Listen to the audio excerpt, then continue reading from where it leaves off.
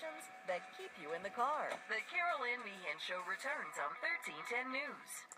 The group is called VOCAL. It stands for Voices of Canadians About Lyme Disease. And it was held a rally on Saturday on Parliament Hill. One of the most powerful speakers was a 19-year-old girl or 19-year-old woman who has chronic Lyme disease. Ethel Nalule said it's time to get angry to demand more help for people suffering with Lyme disease in Canada. I was really moved by her speech, and I want you to hear her message. So Ethel Nalule is on the line with me now. Ethel, hello. Hi. Hi, Carol. Hi. Ethel, for my listeners, explain how long you've been sick and how long it took for you to be diagnosed with Lyme disease. Well, the doctor who we saw took my medical records from every single doctor I've ever had, and turns out I had started complaining about symptoms around the age of 9, 8. The symptoms only started to get worse when I was in grade 10, so I think I was about 14 there, and I was still ignored. My doctors weren't paying too much attention to it, sending me for testing, which didn't relate to what I was going through, so I was tested for arthritis, lupus, MS, sickle cell, and every time it came back negative, I was tested for something else. And because he could not find an answer, he just gave up.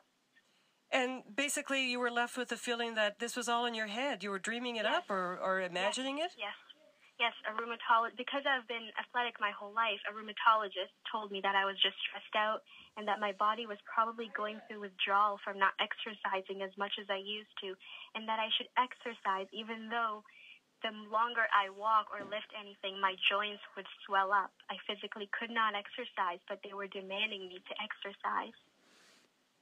When were you diagnosed with Lyme? And who diagnosed you with Lyme?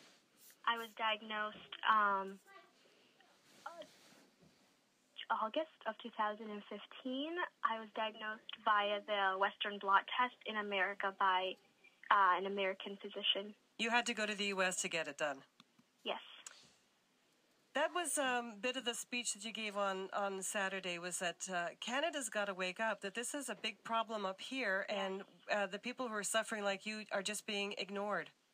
Yes, there's people out there who don't even know they're sick because they're still being told that they're crazy and that it's all in their heads, and they believe it because when a doctor can't give you a medical answer, you yourself don't know what's wrong either, so there is no other answer to believe that you are crazy, but you're not. People need to know that they're not crazy. What they're feeling is real, and they're sick, and they cannot give up without a fight. You have to fight for your answers because your health is only going to continue to deteriorate every second, and they're just going to keep staring at you and telling you there's nothing wrong with you, even if you can't walk. I have a friend who lost her ability to walk, like I mentioned in my speech.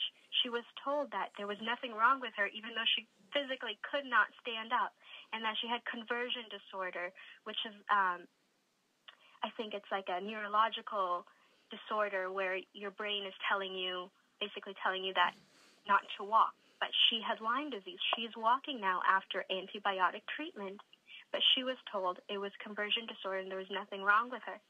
A lot of Canadians who have this awful disease have to go to the States. Why is that? The reason is because, the CDC, which is the Center of Disease Control in America, their guidelines, their treatment guidelines for Lyme disease state that all you need is 2 to 4 weeks of antibiotics, either amoxicillin or doxycycline. So this course of antibiotics is not fully inaccurate. There are people who do get better with this course, but those who have been left untreated for so long, and this is very common because symptoms don't persist right away. Some people don't get symptoms till months later or even years later. So it's not caught right away, and giving them 1 month of antibiotics is not enough to eradicate this bacteria because the way the bacteria is, the Lyme bacteria is a spirochete, so it's, for example, corkscrew shaped.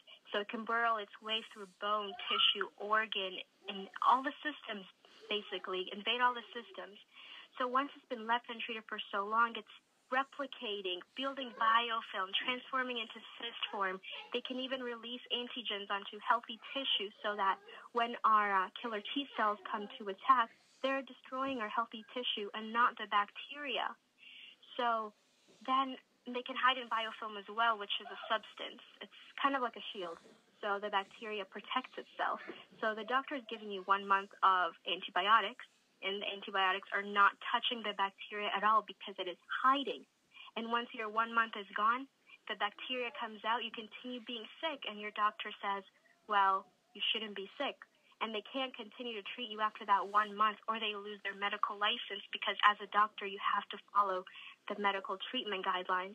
But these guidelines are the guidelines that are killing lots of us and disabling us. What are you demanding? What do you want to see the federal government and the medical association, medical profession do? Because this is a very complicated disease. What do you want to see happen? Well, not only are the guidelines need to be updated, but our tests are inaccurate. So many people get false negatives, and this is because once you've been sick for a long time, your immune system is suppressed, so you can't create active antibodies. And in Canada and all over the world, they test Lyme disease using the ELISA blood test, which tests for antibodies. But our bodies, once they've been sick for a long time, our immune systems are too suppressed to create these antibodies, so we test negative. So if our blood tests they've been outdated for decades, and nothing's been changing. If our blood tests we need research for the blood tests to become more accurate. And before that can happen, because of course, change doesn't just happen overnight, and I know that, our doctors should be able to, I feel as though doctors they're too afraid. They're not afraid, but obviously you've worked your whole life for this license and you don't want to jeopardize it. But we are suffering too, and there's doctors here willing to jeopardize their licenses for us. We just can't speak of their names. But if every doctor could be like those doctors, that is all we need. We need doctors to be able to understand that it is multisystemic. Some doctors have told me that my symptoms are too multisystemic and they can't be Lyme disease, but Lyme disease is multisystemic. It can persist, and doctors need to understand that. And I feel as though most doctors, they are very knowledgeable, which is a very great thing, but you also need compassion and understanding, because the doctor will look at you and say there's nothing wrong with you, but they don't take the second to listen to what we have to say. The second we say, we mentioned over 5 symptoms we have, we're just told to get out. We need to be understood. And that's the thing about the doctor I see in New York. My first appointment, she wanted all my medical records from every doctor I'd ever seen, and she analyzed them for weeks upon weeks before she saw me. We need to be understood, and doctors will say that there's no ticks in certain areas because of the tick risk maps we have, but birds can carry ticks underneath their feet and drop them anywhere they please. So you can't say, no, you can't have Lyme disease because Lyme disease isn't in this area. There's a possibility of Lyme disease to be everywhere because we don't know where birds are at every second of the day. Ethel, now that you've been diagnosed, tell me physically how you are. Are you going to be getting better? I have been treating for about 2 years now. We first started naturally, and then we sought antibiotic treatment. The way it affects me, I have a lot of pain, so my joints, I have pain in my ankles, knees, wrists, shoulders, neck, back, fingers, and my jaw. Goes on, my muscles, my bones. My memory is also not the greatest, even though I'm probably speaking, I have a great memory. So are you going to get better? Are you going to get better? I don't know. I'm not too sure, but I am starting to feel better recently. You want people to take Lyme more seriously. It is you feel that nobody's really taking it seriously, and they should. Yes, I do. I feel people are hearing about it, and they're saying, "Oh, Lyme! It's finally it's becoming a thing. I'm hearing about it now, and people are starting to get it now. People aren't getting Lyme disease now. They've had it for years and just never knew. They're only starting to get sick now, and only finding out years later that they have it at the late stage. It's been around all this time, and I want people to know that Lyme is there. It's everywhere. We need to protect ourselves. Check for ticks.